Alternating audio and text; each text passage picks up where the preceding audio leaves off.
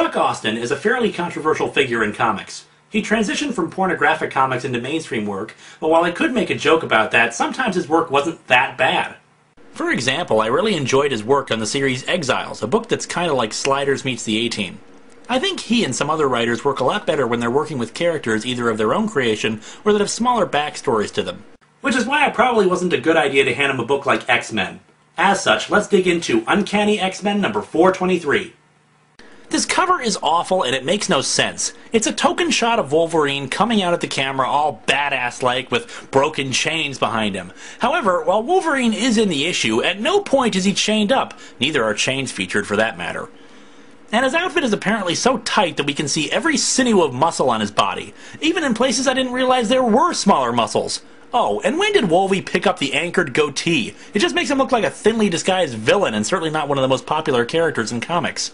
Surprisingly, this comic is priced at 25 cents. I'd like to think that was an indicator of how much faith Marvel editorial had in the issue, but it was apparently done as a special promotion. One would think that Marvel would want to promote better material than this. There's a recap page, but let me sum it up in one sentence. Teenagers have really complicated and crappy soap opera-like lives. We open the actual story with a montage of various scenes across the world. Included in this is a battle of Christian soldiers versus an unknown foe, a group of unidentified black people wearing islander wear and holding books, okay, a concentration camp, and an unidentified scene of a mass open grave with several dead individuals within it. Bad comics kill. And on their own, these could have been somber scenes, except for the odd scene of the islanders holding books. What the hell was that about? But the narration captions ruin it all right from the start.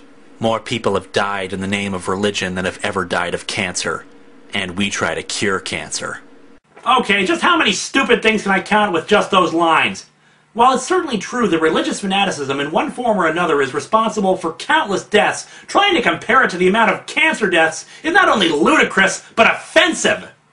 Cancer is a disease and we have treatments for cancer. There isn't really a surgical procedure at the moment for being blown to several million pieces by a suicide bomber or getting stabbed in the face during the Crusades. Trying to compare premeditated murder with a horrible disease is the height of insensitivity. Gee, Billy, sorry you have a tumor, but at least you weren't made an example of by those wacko religious fanatics. On top of that, and we try to cure cancer, is just terrible writing. Is the guy advocating that we should try to cure religious extremism? Again, it's trying to say that a disease and a murderous belief system are somehow on an even keel. But anyway, we haven't even gotten to the actual story yet, so let's continue. What is it about our specific belief in God and His wishes that makes us so angry at the specific beliefs in another? It isn't belief in God that does it, it's believing that God doesn't like other people's beliefs that does it. Some of us believe in God and don't have a problem with other people's beliefs unless those beliefs are the ones that say you should kill people for your beliefs. Believe it! What makes us take up arms against those who pray to the same God with different words and make holy war against them? Oh, now I'm seriously calling bullcrap on this. I can assure you that the general beliefs of Christians tend to not match the general beliefs of Muslims, nor do they match the general beliefs of Hindi, Buddhists, Shintoists, and etc. Saying that they're the same God with different words is unbelievably offensive to those who hold their beliefs and just ignorant of all the tenets and differences among the world's religions. Well, congratulations, Chuck Austen. I gave you the benefit of the doubt, and on the first page you already fail. Anyway, we switch to a two-page spread featuring a group of X-Men staring in shock at the fact that several members of their team have quite literally been crucified on their front lawn. The one closest to them has a sign on him that says, "Evolution is not the will of God." I could also point out that it's not his will to nail people up on crosses, but I'm sure I'll understand the logic of this thanks to this quote from Deuteronomy that Austen provides us with, "Do not follow other gods. God is jealous." If there's a biblical scholar watching this, any chance you could explain how jealous God equals crucifixion? Hey, wait a second. Guess what, people? Deuteronomy 7:14 doesn't even say that! In fact, the quote comes from Deuteronomy 6:15! Did no one bother to double-check this? Oh, and the crucifixions themselves? The artist screwed up big time. Each X-Man that's nailed up has the spikes being driven through their palms and feet, and they're hanging limply from the crosses. This is quite impossible!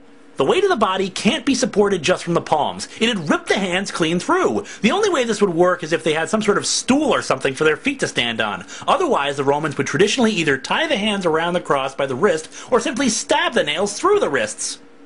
Or maybe these X-Men have super weight reduction as part of their superpowers. On the next page, the narrator, now revealed to be Nightcrawler, gives a breakdown of the members of the team. First is Jean Grey, who by now must have a rotating coffin for popping her back up again with as many times as she's died. Sorry, I'll stop making references to the book's past. Jean announces that she's not picking up any thoughts or heartbeats, declaring them all dead. Next is Logan, whom Nightcrawler says is often called Wolverine because he's short, tough, and has these 100-inch claws that shoot out of each hand. Okay, religion and animal life. Two things that Chuck Austen didn't do any research on.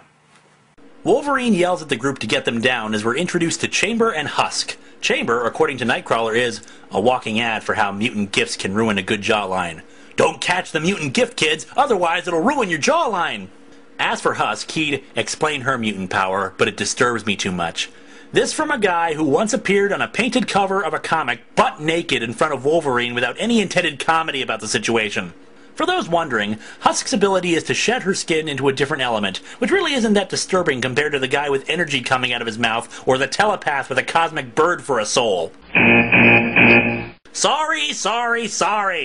To make a long story short, too late, Cyclops agrees with Wolverine to get them down and Iceman objects, thinking the police will want to see it. In turn, Cyclops has what we call an heroic spaz attack, once again yelling to take them down. By the by, the X-Men tend to go through a lot of uniforms, and right now they're wearing their worst. Matching blue and yellow jackets, and Cyclops in particular has it worst, with a huge-ass X across his torso. It looks like they're going on a ski trip than trying to fight evil mutants. The X-Men, performing death-defying snowboarding stunts in a world that hates and fears them. Cyclops tells Jean to contact the new nurse, Annie, and she complies, sending a telepathic call to her. Annie, it's me, Jean. Annie, please stop screaming. It's just telepathy. It's not gonna hurt. Well, when you pull yourself together, can you join us in front of the school? You know, if this is how they treat a regular human who is rightfully panicking when she's hearing a voice in her head communicating with her, I've gotta say, I understand why Homo sapiens are afraid of these guys. Nightcrawler makes the comment that the police are going to be unhappy that they're tampering with a crime scene, and Wolverine just rolls his eyes at this and proclaims, "When it comes to mutants, we are the police." Well, so much for Law and Order Mutants Division. I certainly agree with Wolverine on this one, but it makes me scratch my head as to why Nightcrawler is so adamant about such a thing, since we know that the X-Men have more advanced technology available to them than local law enforcement. Oh, come on! It's part of the group's entire premise! The others see that Jubilee has also been crucified, and Wolverine runs to her. He and Iceman pull her down while Wolverine screams for help. Where's a healer? Where's a healer? We need to travel into an instance! All of a sudden, Nightcrawler has his own heroic spaz attack, looking up at the sky and screaming, "Oh Lord, how long shall I cry for help, and you will not listen?" This is God. Your call is very important to us. Jean telekinetically carries two bodies back into the school as Nurse Annie asks who could do such a terrible thing to them. Iceman responds that it was by people who don't like mutants, saying her name sanctimoniously to make her feel bad about her own prejudices. Nightcrawler's narration pipes in with, "Annie the human, Annie the enemy." Maybe I haven't read any X-Men books in a while, but I was under the impression that Professor Xavier thought that humans and mutants weren't supposed to be enemies.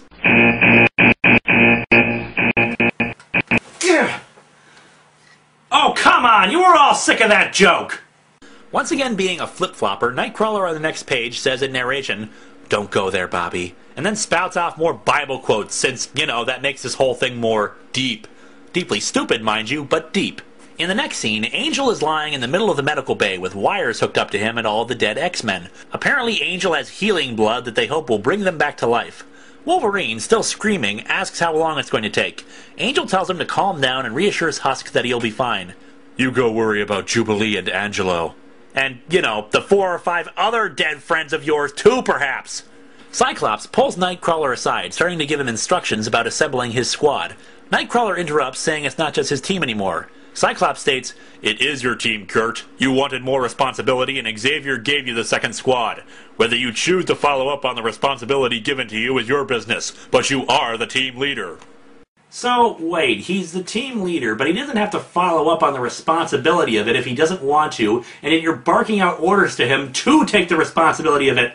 Is anyone following this logic? Nightcrawler states that he split his leadership responsibility with Angel, but Cyclops interrupts him by saying that he found it easier to be liked if you didn't have to make the unpopular decisions, so you left those to Warren in order to continue being everyone's happy-go-lucky best friend. He continues by giving a speech about leadership. Being a leader isn't about being a friend or being liked. Well, I guess that explains why most fans think Cyclops is a stuck-up asshole. He is.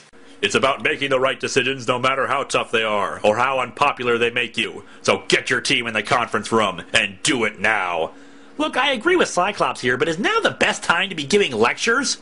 Annie warns Angel that they're getting close to a pint of Angel's blood, and he tells her to keep going. Nightcrawler shows up to bring Husk to the meeting. She refuses, but Angel tells her to go with Nightcrawler, saying, "You're really just wasting your time here anyway." Geez, why is everyone on this team a complete asshole? Cyclops gives lectures about leadership while some of his friends just died. Iceman's more worried about the police being upset than his friends dying. Jean Grey just rolls her eyes when someone panics about her telepathic messages. And Angel's telling Husk that she's wasting her time caring about him. This team really needs a weekend retreat or something. Annie scolds Angel for his statement, defending Husk and saying that she suspects that she likes him a lot. Angel responds that he knows, but that she loves Chamber. Annie, reacting with a wonderful bedside manner, responds, "What, the kid without a mouth? Please, there's nothing to kiss." Would it help if I told you to kiss my ass? If you knew anything about women, handsome, you'd know there's nothing more important than a man who can kiss. Because his personality has nothing to do with what a woman likes in a guy. Switching scenes over to the War Room, we once again find Nightcrawler reciting Bible lines. I talk about them here, but frankly they're the only good pieces of writing in the comic, in the sense that they were written by someone other than the comic's writer. Cyclops wants to know who's responsible for the attack and that he wants hints, clues, rumors, psychic impressions, whatever you've got, and then we're gonna find these monsters. Cyclops, you see all that technology around you? How about you punch up some camera footage or something that might show you the people who did it? Havoc brings up the idea that with the crosses and all, it's likely that it was the Church of Humanity that attacked them. Cyclops doesn't know what he's talking about, and Nightcrawler explains that they're a bunch of clowns who think mutant kind is against God. Our team has faced them a few times in differing circumstances. Cyclops quickly asks several questions at once. How many times? What's their background? Where are they located, and why weren't we briefed on them? Nightcrawler starts to answer, but as soon as he brings up how he assumed Angel had briefed him, Cyclops goes nuts, yelling at him. Damn it, Kurt! Are you brain dead? Did you or did you not ask Xavier for more responsibility at the school? I should maybe adopt a pet or something, Cyclops! Jeez! Again, is this really the best time to be giving Nightcrawler a lecture about the finer points of command? Some of your teammates may have just died, and it was due to a terrorist attack. Worry about that kind of crap after you've captured the killers. But no, Cyclops rants about how it's Nightcrawler's responsibility to keep the other teams appraised of potential threats. Especially if your team has failed to effectively deal with them. Gee, Cyclops, you're right. Say, how's the Hellfire Club these days? Or Apocalypse? Or Mr. Sinister? Or... Oh, pipe down, you. Meanwhile, back in the medical bay, Angel is getting lightheaded from all the blood being drained from him. Or maybe it's just confusion about why Wolverine's still in the room when he told Husk she was wasting her time. Annie tells Angel that there's no change in the conditions of the others, and Wolverine confirms this, sadly ordering Annie to cut off the feed. Angel objects, trying to get them to hold off a little longer. Warren, I can't. Your healing thingy isn't replacing your blood as fast as I'm draining it. Healing thingy? You're a trained nurse in a universe that includes gods, mutants, and aliens, and healing thingy is how you describe it? Jubilee suddenly wakes up from being dead. Wolverine goes down and grumbles to her that she had just died. Jubilee responds, "Dude, you ever hear the words mouthwash? Ever hear of you just came back from the dead and no one is the slightest bit overjoyed or asking about the theological implications of all this?" Back in the War Room, Cyclops wonders why the Church of Humanity in other fights at first didn't want to fight the team, but then began directly engaging them.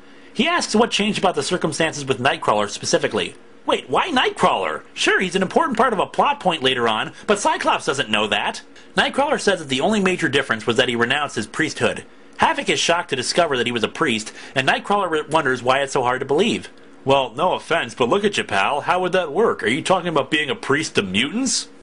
Nice work paving the way for a peaceful future between mutants and humans, Havoc. Real smooth. Iceman's more surprised that the X-Men weren't invited to the ceremony. Nightcrawler says they were invited and that they all attended. Everyone stares at him in disbelief.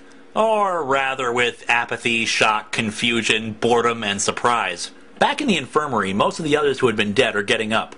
However, all is not well, as Angelo is still dead. Oh my God! Angelo is dead! No!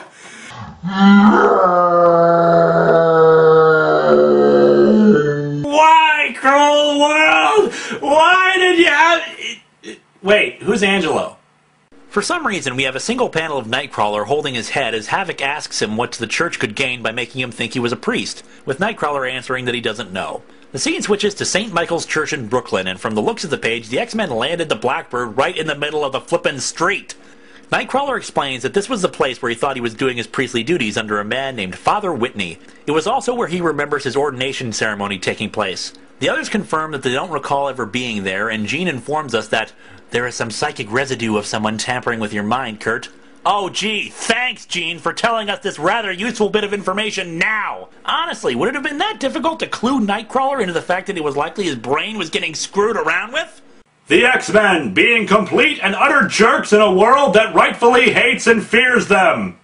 In a way, I'm almost relieved to hear you say that, Sheen. I'd begun to question Father Whitney recently, in spite of his warmth and friendship toward me. It's funny how kindness is often more truly just a pleasant act of selfishness, isn't it?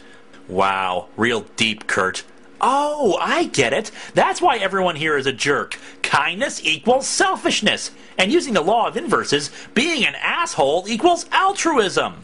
Oh, and he also narrates another Bible quote. Look, you can't just inject random quotes and expect it to be deep and meaningful. Cyclops tells Wolverine to cover their backside and for Polaris to go in from the back.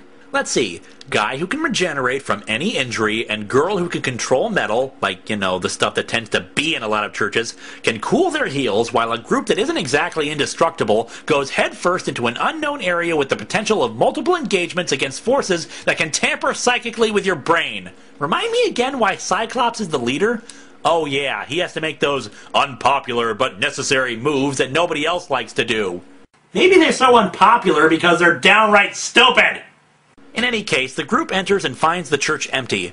Nightcrawler believes that he was indeed at the church since he knew people saw him leave the mansion, and that he never made a secret of the fact that he was training to be a priest. Havoc, once again demonstrating how Xavier's lessons of tolerance and sensitivity are not wasted, says, "But how, Kurt? I mean, come on, look at you. You're a devil in a house of God." No, he's a mutant in a house of God who somewhat resembles a demon. And you're a moron who somewhat resembles an egg whisk. After a smattering of irrelevant dialogue that reveals that Havoc knows the Book of Revelations... wait, Revelations? There's no S in it! Dang it, Austin! Did you even look at a Bible when you were making this thing? Jean indicates that there's blood on the floor and that they should all stand back. She has her Phoenix bird thing come out of her and wreck up the floorboards beneath them. Nightcrawler's narration, for one last time, recites a Bible quote, with this one making even less sense than before, as it references God making humanity in his own image, and that they should fill the earth and subdue it. We end with a double-page spread of a laboratory beneath the floorboards, where dozens of dead mutants are in various positions, be they in tubes, on beds, in wheelchairs, or shackled to walls. And this, ladies and gentlemen, is why you need to check every square inch of the house you want to buy before purchase. It's to be continued! Will Cyclops continue to be a moronic asshole to his teammates? Will Nightcrawler act like a rookie when we know he's been on the team for years? Will Polaris actually get to say a line? Will Nurse Annie read a medical textbook and learn that thingy is not something a licensed caregiver should be saying? Well, tune in next week, because this is a two-part story, and both parts suck!